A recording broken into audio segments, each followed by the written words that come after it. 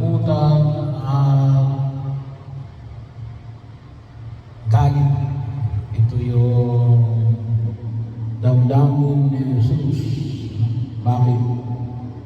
Gawa ng katikasan ng kanilang ulo.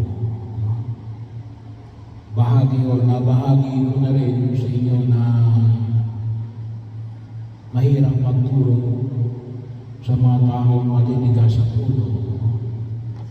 Mahirap din magturo sa mga taong ayaw sa iyo. Mahirap ipaunawa kapag ang taong gusto mong turuan ay ayaw sa iyo. Kaya may panalin, ibigay mo na lang sa iba yan.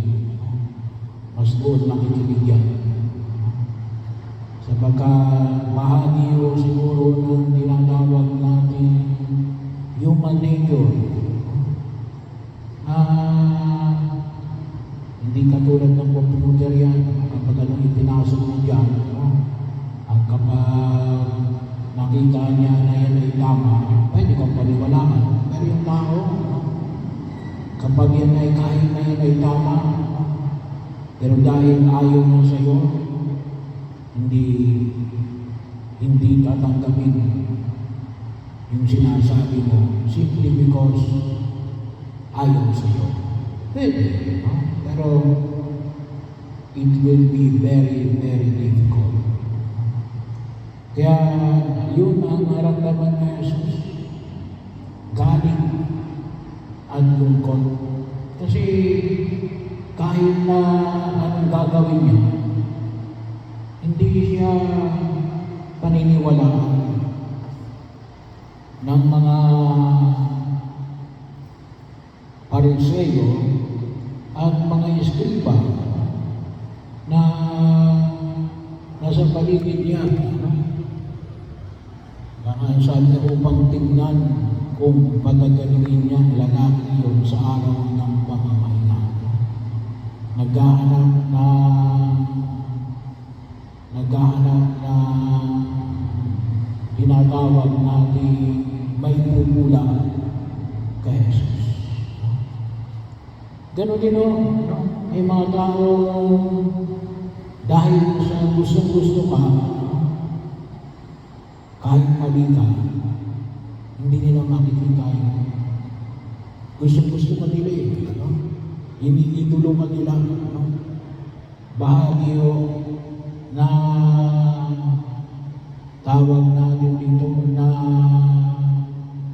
nababahirang ang pagkilos ng utak kung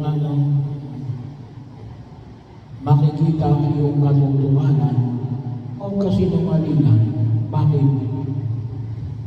Gawa ng puso. Yan ay very strong sa ating mga Asyano, lalong-lalo na sa mga Asyano. Bahagi kasi puso yung pinapahirap. Kaya bahagi na ito isang bagay na kung saan kinakailangan natin pag-ingatan. Kasi sabi nga natin, gusto talaga natin magturo.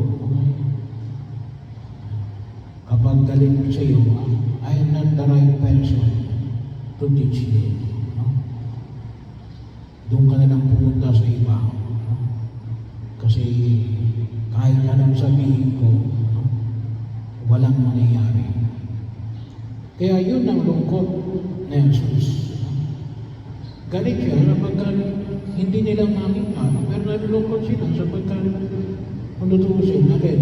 Kaya hindi niya makita yung katotohanan, gawa ng alin. Gawa na wala yung kanilang puso. Bahagi yun.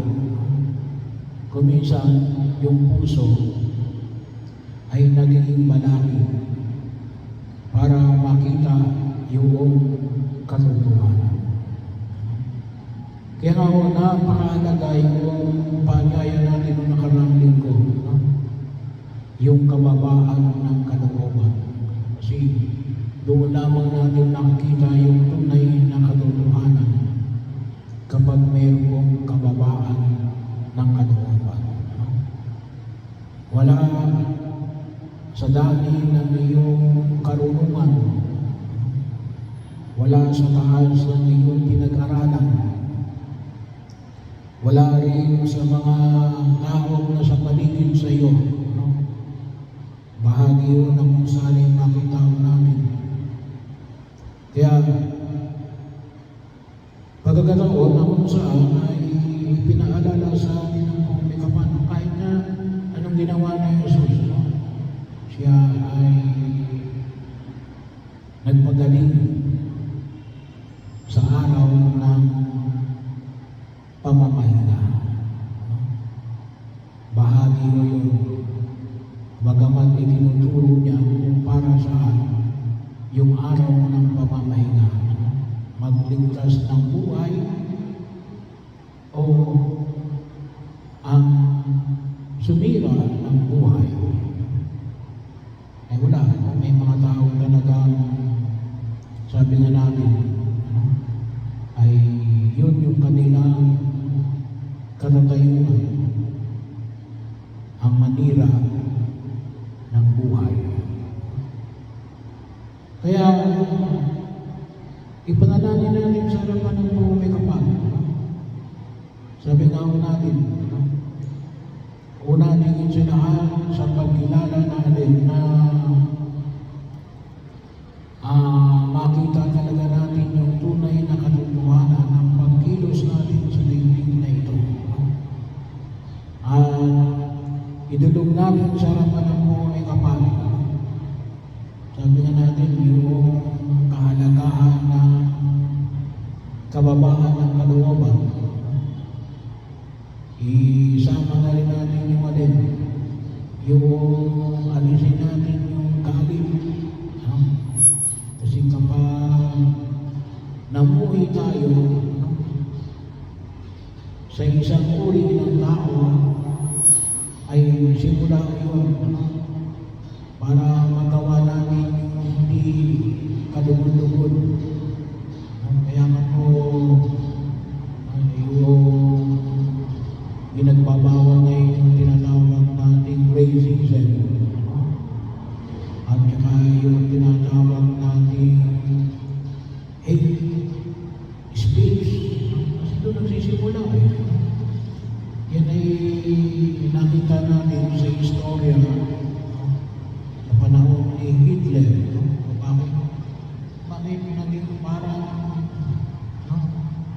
normal na usipin mo ang isang lahi?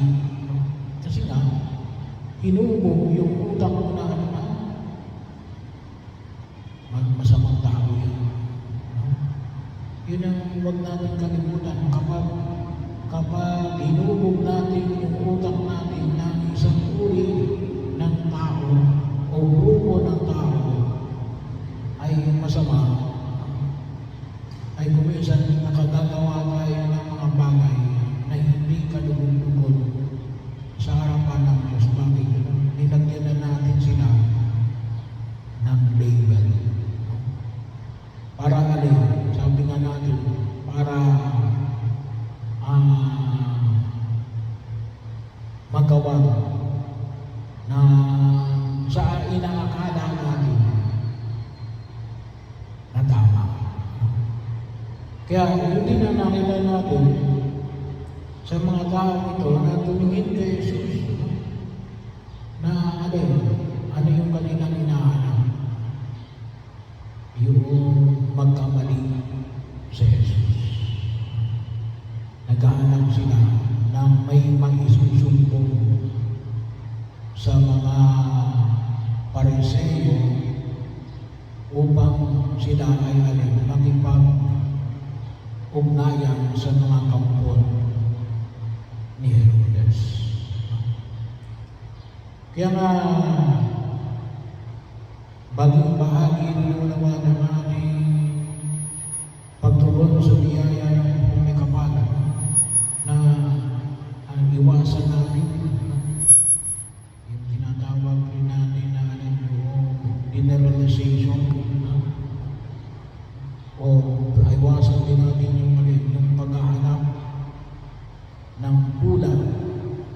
sa iba. At iwasan din natin yung paglalagay ng label sa ating kapwa-tao. At mag-ingat din tayo sapagkat sabihin na baka tayo ay hindi natin namamalayan, tinatahak din natin yung landas